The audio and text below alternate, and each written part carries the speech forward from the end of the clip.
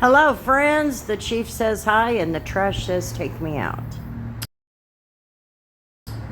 Anyway, let's look at this car.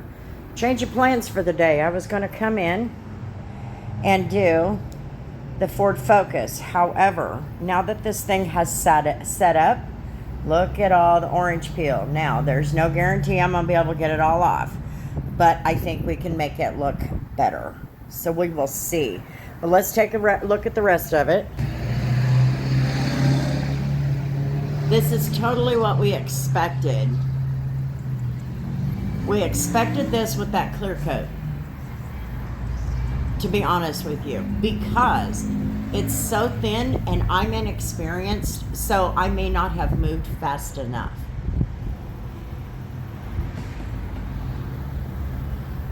My dad said that he worked on this a bit. Can you see it? Let's see if you can see it.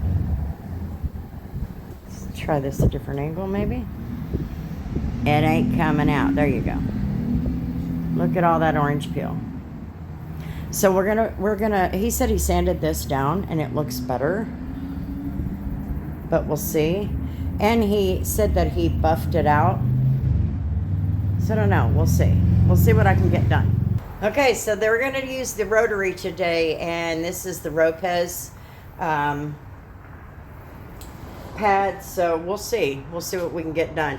I am going to use the rotary. It's got a little more oomph to it. The DA is really good on existing paint, but we really want to do what we can. But before we can do anything with the polisher, we have to get the sanding done, and that may take me all day long, but we'll see how it goes. We'll see how it goes. I also brought my DIY detail clay towel. I'll kind of show you how this is going to work. I'm going to just fold it, and I'm going to use it on the overspray. I call it overspray. And it's what it is. You just have this, in certain spots, you just have this rough spot, and you can tell it's just overspray. So I'll just take this and just kind of do it up. If I have to take the polisher to it, I can. This car has got some issues anyway, but what we're looking for is, even though this looks glossy, it still does need to be sanded. And not all of the spots, like right here, there's no orange peel. Up here and here, there is. So it's not all over, but it's over enough of it that we really want to see if we can't level that out. Now, let me just explain one little thing. A lot of people think that you're going to get orange peel off. When paint is applied, you've got 2 or 3 coats, maybe more, of paint. You have to let that tack up a little bit, and then you have to put the clear coat on it. The clear coat has to bond to the paint. It's not something where you can do just the color, let it sit for a day, and then come back with the color. You want this to last. So the best way to do that is to get it on when the color is still tacky. If there is orange peel on that color, it's not coming off. You're not going to get it. That's just all there is to it. And if you do, you went straight through the clear coat. So we will get what we can. We'll see when we get started. It will start to scuff up the places that are raised, so we'll be able to tell what's what. But like I said, it's not all over the place. It's just in certain spots. But that's to be expected. I'm a rookie. I have no idea what I'm doing. And so that's really what it came down to. So let's get started with the day. So we're going to start with 1,500, see what that gets us. If I need to come down to 1,000, I will. But I'm going to start with the 1,500 and see what we can accomplish.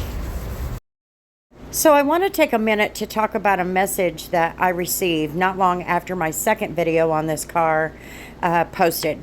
And what they said was that I really should take the detailing off of my channel because I'm not really a detailer if I'm doing things like this.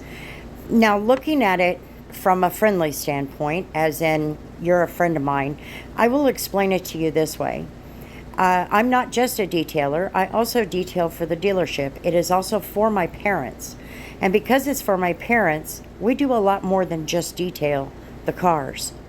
So looking at it and talking to you as if we were business owners, we should probably be willing to expand our detailing to do other things, such as tinting windows, repairing clear coat, or even doing headliners, things like that. Don't be afraid to branch out and be a service-based business, and don't limit yourself on those services. Alrighty, friends. So let me give you kind of a little bit of a rundown. I showed you the polisher. We're going to use the toughest pad that I have, which is a Cruze. And I'm going to use the Nazio. These came from Eddie Cologne.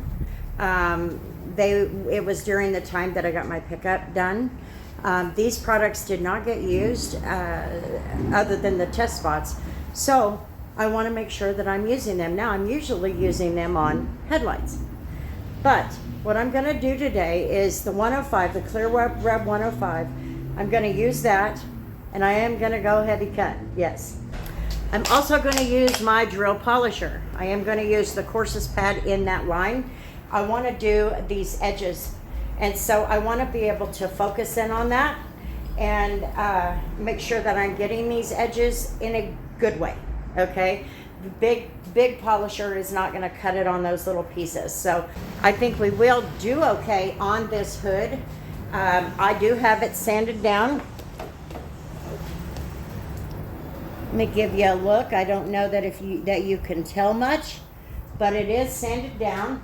It feels much better. There's only a few spots that didn't quite clear up, but I was able to get a majority of it. I think I can finish it off with the heavy cut. And the polisher is a rotary. The other one is a DA, but the rotary just gives me a chance to heat this up a little bit better. I will not stay in one spot in order to get it done. I will continue to keep moving because I do know that it can generate heat and I can burn through this if I'm not careful. So that's the plan. I'm gonna get started.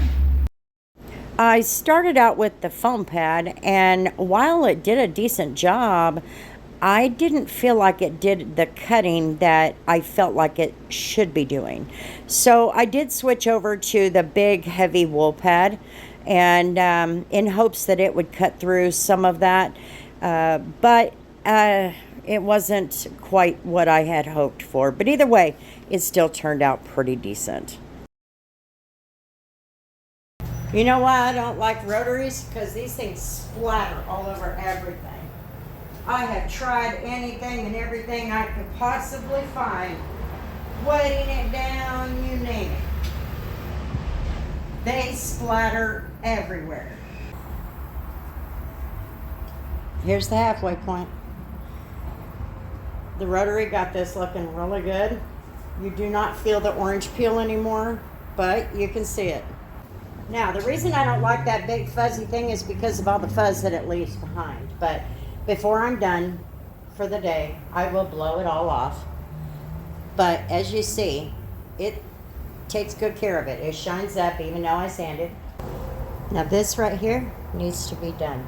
So I'm going to take care of that. I was able to get the big stuff, the big pad, I was able to get that. But this right here, I do need to take the drill polisher to it. This little spot right here, this is another good reason to have a drill polisher kit.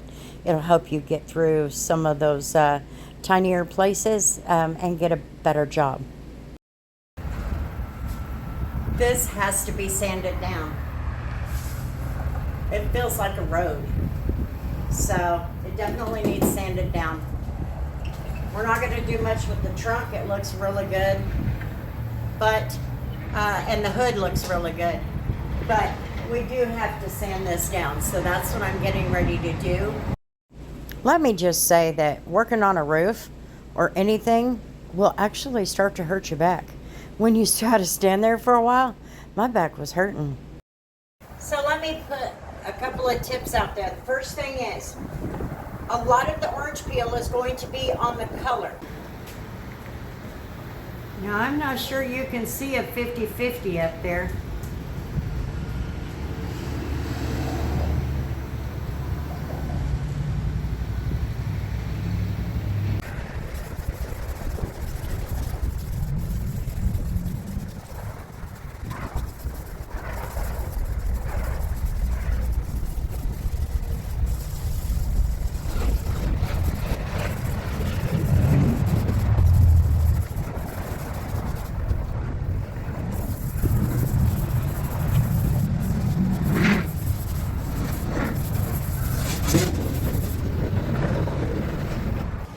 Now you might be able to see what the difference is.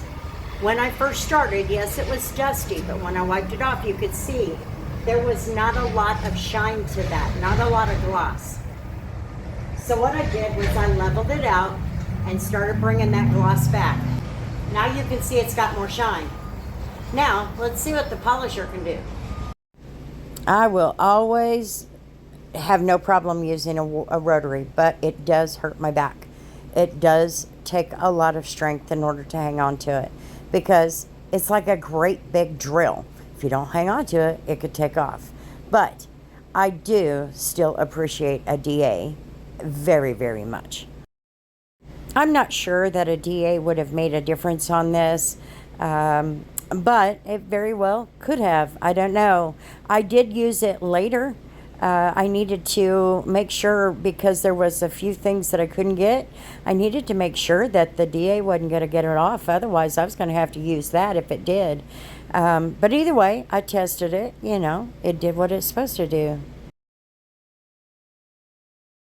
So we have lots of overspray right here.